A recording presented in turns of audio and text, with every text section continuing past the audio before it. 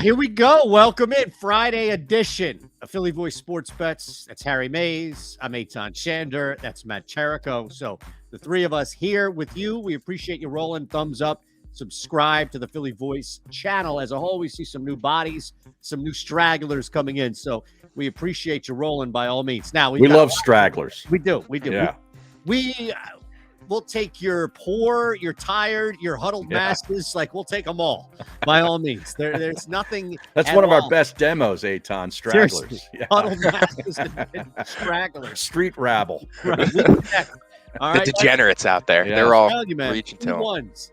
All right, now let's look at this here because I don't know how much you want to focus on what happened last night. I somehow was bailed out by this massive same-game parlay. So that was the best part that happened across the board. Now, individual bets, the Patriots +4 clearly did not hit. I think what was most disappointing for me was not look, and I was on that side too when it was all done. That wasn't the thing that killed me. What killed me is a prop that has been paying out exponentially left and right at plus money that I told you. I think there's a disgruntled employee at BetMGM that missed field goal, Harry Mays, to end in the first half. Cost me that both teams' first half field goal at plus money. That's what I was most upset. How in the world? I mean, Nick Folk is shot. If you can't hit a 48-yard field goal as a pro, I mean, I know that place is windy and it's cold and it's like you and I play golf. The ball doesn't travel as far when it's cold. But my God, you've got to get a 48-yard field goal over the crossbar, for God's sakes, in the NFL. That was a disgrace. He's a veteran, too. So you would think, maybe he misses left or right. But missing short, you got to have the distance. Yeah. That was a very unpro. That was a college kicker miss. You're right. Yeah. Which is why a lot of kids don't even kick anymore in college. Right. That's what I feel like I'm watching the Eagles. They barely even kick. Right. It's like a college team. It's fantastic. Right. But much for Mac Jones's rebirth, man. He and Matt Patricia might actually fight this week in practice. Did you see that exchange? Oh yeah. Mac Jones was animated. F-bomb after F-bomb. Yeah. He looked like me after a show with Bruno. Go to bleep and break. Right. That's you telling.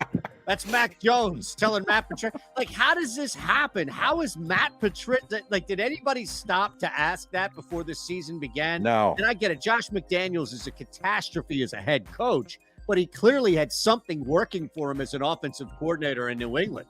Yeah, no doubt about it. How about all the failed coaches that come back to Belichick to get reconditioned? It's almost like what Saban does to offensive coordinators down there. It's like you lose your job or you do something stupid and your reputation is blown up. Go there and they'll recondition you, refurbish you, slap on a new coat of paint on you, and boom. Couple of years later, you get another job. But I don't think there's another job coming for Joe Judge or Matt Patricia as far as head coaching is concerned. No, these guys are actually awful head coaches. And I think, like you're saying, it's just like putting lipstick on a pig once you get them back to the Patriots. Like, there's no covering up how bad of coaches these guys are because they're finding ways now to lose you football games. Yeah. I mean, obviously, like Eytan said, we didn't hit that +4. But I was able to actually hedge the live under as well. Yeah. So I got the 42.5 or 43.5, whatever we said last episode. And then the live under dropped down to 37. So I was able to hop in there as well, just seeing because the pace of the Patriots was absolutely atrocious. Yeah. I mean, opportunity after opportunity, even coming on the defensive side, your defense is giving you such good field position and they just can't do anything with it. So I think Mac Jones' era is definitely done after this season. Wow. I don't know about that, but I'm going to look at Buffalo. They've now won 3 straight, and they had a good running game last night with multiple backs all contributing. It wasn't, all on Josh Allen to use his legs. I mean, that's something to look at because it's always been a sort of an Achilles heel of their team where they don't get contributions from their run game, especially in the red zone. They did last night. Now they have a half a bye until they play the Jets and the Dolphins. So 2 big weeks coming up. Look, the Jets and Dolphins this week, and we'll talk about both of these teams, but we have to hit the Eagles. I'm interested to see what happens because Buffalo is going to be a huge measuring stick for both of those teams, assuming Miami does what I think, and I'll just leave it at that this weekend. All right, now let's start here with our game. All right, I got in 11.25 plus 6.5. So again, like the Philly Godfather must have been sitting there waiting for Taylor Swift tickets online and just smashed and grabbed them all because apparently it opened at 7 and now it's at 6.5. So it's at 4.5, or pardon me. Yeah, it's 4.5. It's at 4.5 right now. I'm locked in on the Titans plus 6.5. That's the big one for me. I also think that I'm going to entertain an underplay here at 46.5 as well. But look, I think this is, and I've mentioned this to you guys, this is the rich man's version of the Washington offense that kept the Philadelphia Eagles off the field for so long. They have a better running game. They have a better, not exponentially, but they have a better quarterback who can make some throws. And I'll leave you with this before we hear what you guys are doing here, because the big thing for me was plus 6.5, and I'm locked in at 6.5. But do we not forget what happened when Lamar Jackson captivated the NFL similarly to Jalen Hurts this year and went up against Mike Vrabel in the playoffs? I'm just saying, the Eagles don't need this game. They do not need this football game. The Titans, on the other hand, do. So that's why I really like the side on Tennessee. I was looking at, because obviously a Derrick Henry anytime touchdown is not going to give you the best value. So I was looking at the same way you were saying that Titans plus 6, seeing that plus 6 and adding in Derrick Henry at minus 135 to put in a touchdown. I mean, I feel like it's just inevitable, right? They're going to run it down your throat all game. And if you add those two together, plus 140 or minus 135 and minus 142, it gives you a plus 153. So actually better value on what seems like somewhat of a routine type of a day for these guys. Yeah, I got in on Tennessee at plus 6. I didn't get the half like you did, Eytan. I think you're good. Like in hindsight, we're both in that. Like again, I said this real quick because you're going to take as much time as you want, Harry. But I don't think anything under 5 and anything under 6, I think is the problem. I think you still got in a really good time at 6. So I wouldn't feel bad about that number. And now you take the teaser at 4.5 up to 10.5, and you cover that key number as well, and tease that with one of the other games that you might like. I took the Redskins, went through 0 just to piss you off, Eytan. But you can find another 2 or 3, teaser partners on the board. It's a really good board this week. But think about this. We know coaches. Coaches like to sort of send messages, through, guys that they got on the roster from a certain team. A.J. Brown is going to be featured, in my opinion, early and often against the Tennessee Titans, just because the coach wants to throw Howie a bone, to say, hey, look at this great acquisition you got me, pal. Look what I can do with him against his old team. So think about that when you're looking at player props. It's the A.J. Brown game. Look, I think that actually hurts the Eagles because they're going to go out of their way to throw the football and move away from maybe more design runs. And I agree with you, too. I also think as a whole, look, I don't care if you're the punter. If the team loves you and there's a revenge narrative here, the team is going to band around you. But you guys know, and you paid attention to this shit a long time. I think the revenge factor works best when it's the team and the player who is seeking revenge returning. Not so much the Titans. Like the Titans coming here, 50,000 people don't all of a sudden hate the Titans because of A.J. Brown. But if you go down into enemy territory and now it's like, hey, man, that's why I was so surprised that Dallas let down in Green Bay, because it was such a perfect revenge factor. So, Harry, I think you're right. Dead on. Over receptions, receiving yards. Maybe it's a 2 TD type day for A.J. Brown from a player prop standpoint, but I don't think that carries over to the side, if that makes sense. Right. No, I'm with you on that. I like it. All right. Anything else in this game? No, not on the Eagles game. Right. We'll hit college. I know we have college, but I just want to open up because we're all on the same side here, which is the Eagles are not at the very least going to cover this game. Look, the Titans have a lot of things going for them, man. They've only allowed 3 rushing touchdowns all year. They've allowed 20 or less in 8 straight games, including a game against Patrick Mahomes. So, and Mike Vrabel is one hell of a coach. We talk about Sirianni and all this. Same stuff down there. Yeah. All right, Harry, why don't you start? Where would you like to begin? Where's the spotlight for you? Then Matt, and I'll hit one as well. And the NFL. I'm going in college tonight. Well, the U.S. Oh, okay. Yeah, let's knock the NFL out. Then all right. Yeah. All right. Well, I told you I'm on Washington at minus 2.5, and I put them in a teaser. The road team has won the last 5 games in this matchup. And I just think the Redskins with Heineke right now, they're 6-0-1 ATS in the last 7 games with Taylor Heineke as the quarterback. I can't believe it, but it's a fact. So I'm going to take Washington there. And this Jacksonville-Detroit game has a total of 51. That is extraordinarily high for 2 bad teams. I'm going over. Wow. Yes. Wait, over 51. Yes. Okay. I thought you were going to go the other way. It's going to be a slugfest between these guys. Now, I'm on Detroit, by the way, in that game. All right. And doing a little bit deeper into that. And this isn't one that I'm going to use as like my own, Matt. So jump in a sec. I was just following up with Harry. I like Detroit in this game. A lot of this has to do with Jacksonville, actually. Like, they're going to have to, in order to cover the spread, they're going to have to win. Mm-hmm. So, or in order to win, and cover, right? So it's a scenario where they're only 1-4 straight up against the spread on the road this year. Lawrence is just, 1-12 straight up on the road in his career. So Detroit's at home. They found something. I'll take them, man. And Jacksonville coming off that big win too, down in where Lawrence might have turned the corner. Who knows? Yeah. We might be looking back at that game and saying that's when it happened.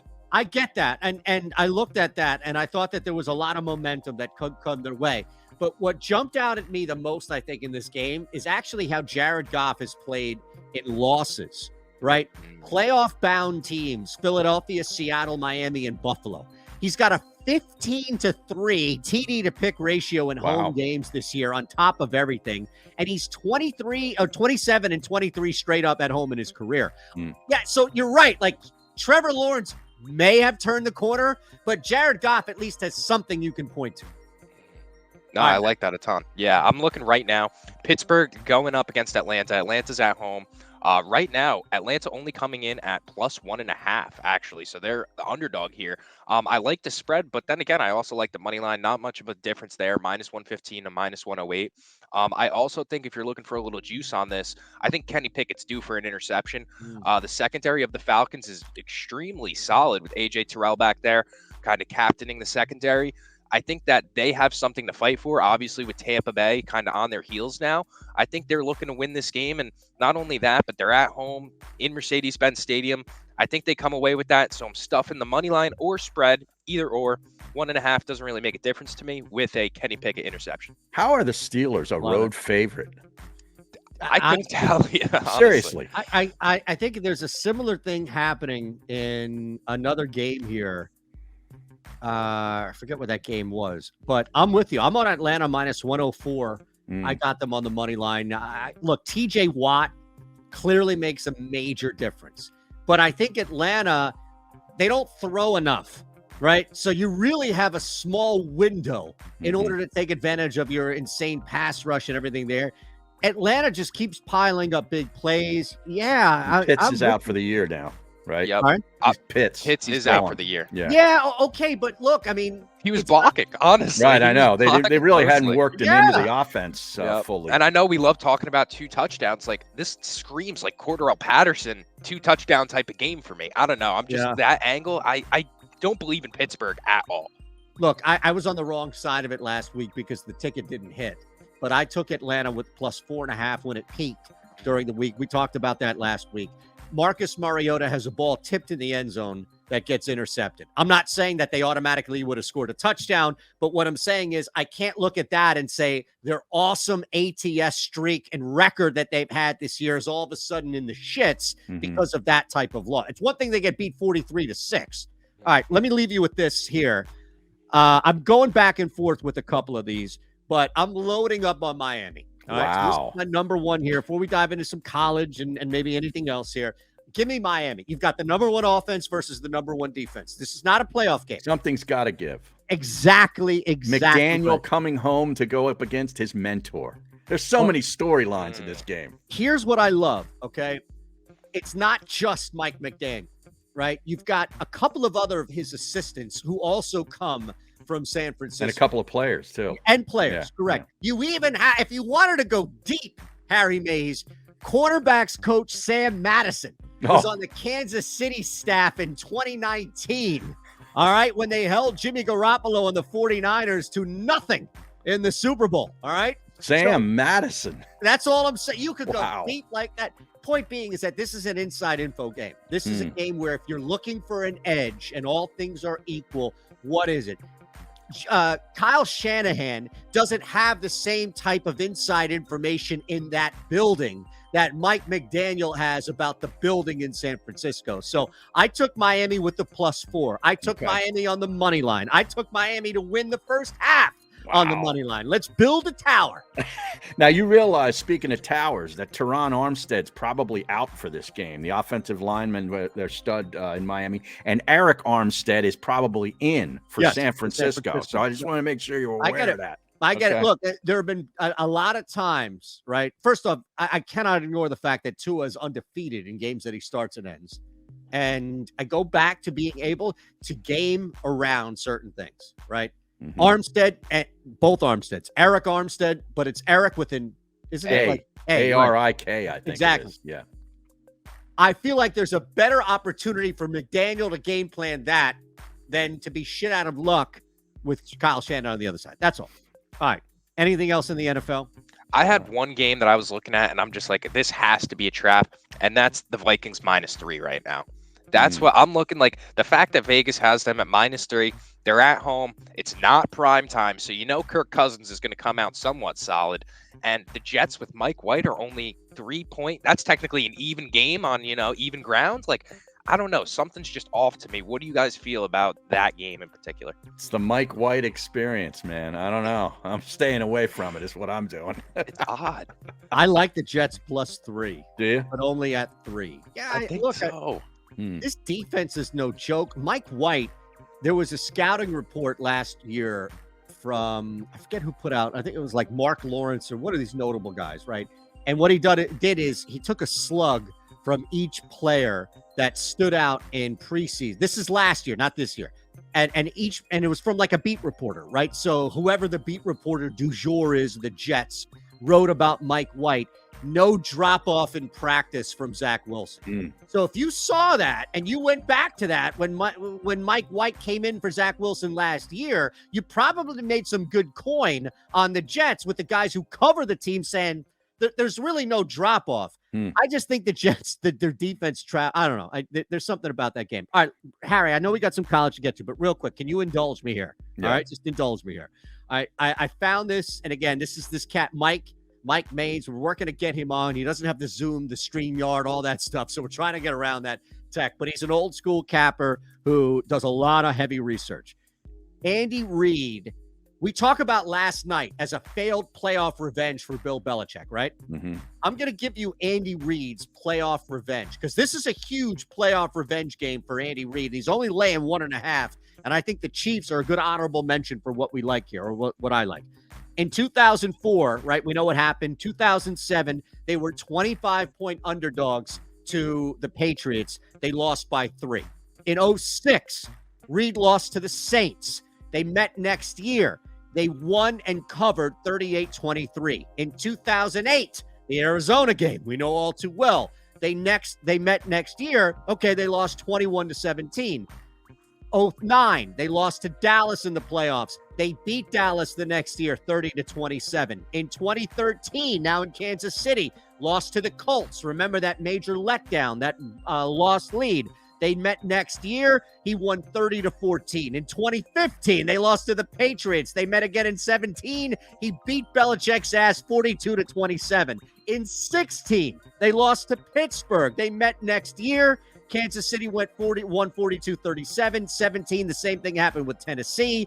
18, the same thing happened with Tom Brady and in the Patriots. And 2020, including 2020, the same thing happened with the Bucs and Tom Brady as Kansas City beat Tampa Bay earlier this year, 41-31. This is a playoff revenge game for a man who dominates this scenario. I'm sorry, I got to lay the 1.5 here. Yeah, I like that. I mean, you've been anti-Cincinnati, though, all year. I got to remind you of that. I know. It's a good case, and it's a lot of deep research. I appreciate it. Well, don't appreciate me. Appreciate Mike. By the way, in those 10 games above, he averaged 32 points per game. So if you don't think that there's a little something personal, that's all I'm saying. All right, Harry, we have a gigantic freaking week in championship. I know you take us away. Lead us down a pathway here. Well, I've been liking USC, and the line dropped for some reason. Somebody like a Philly Godfather, maybe the Salt Lake City Godfather, put a boatload of cash on the Utah Utes. Yeah, exactly. The Salt Lake Seal, exactly, and dropped that line to 2.5. I love it because now a field goal wins me the game outright. So I'm taking USC again at -2.5 and even -145 on the money line.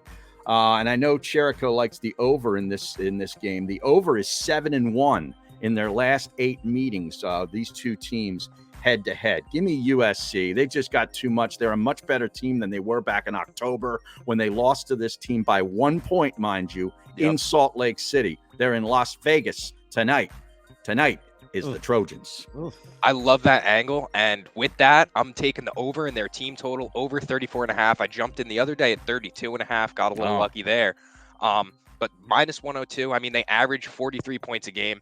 Yeah. Like we said, Utah's defense is in a lower percentile of these championship caliber college teams. So I really like USC. Kind of, even if we see half and then full game money line, I'm all over really all their props tonight. I really think they come back and they get some revenge. All right, a couple of other games to look at here. Yeah, I got one more. Oh, no, that's fine. We've got a minute or two because I want to bounce some off you. I love Fresno here. All right, so I took them +3.5. I think there's an avenue clearly for them to win outright. They're 3-0 in Mountain West Conference title games, including 2 of those being against Boise State. They've had a really good record, again, when it comes to revenge. And on top of that, they go up against a Boise State team that I think is just looking to be underwhelmed and looking to kind of end on a sour note. So Fresno State was one of those that I wanted to run by you.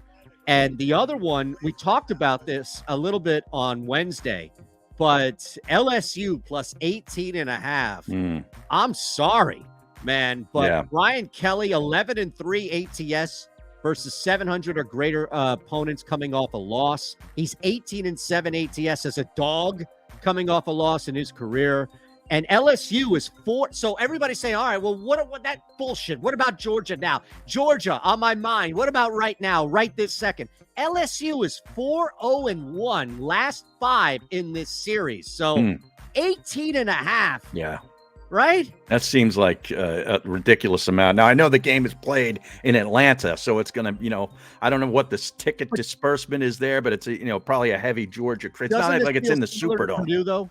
What's that? Doesn't this feel similar to Purdue where, like, Michigan needs to win the game, but they don't really need to win the game? Same thing with Georgia here. Yeah, I would side with Purdue and LSU if you made me make the bet and make a parlay. That's what I would do. Just to cover the numbers. Purdue has been known to upset like Ohio State's and the Iowa when they were good and the Michigan of the world. They can pull an upset. Purdue. I'm going banged up, right? Michigan just lost their running back. Well, he's gone for the year. So he didn't play. Matter against Ohio State, but no. I get your point, though, Matt. Good point. I'm going with the American, and I took this game earlier this year and was on the winning side.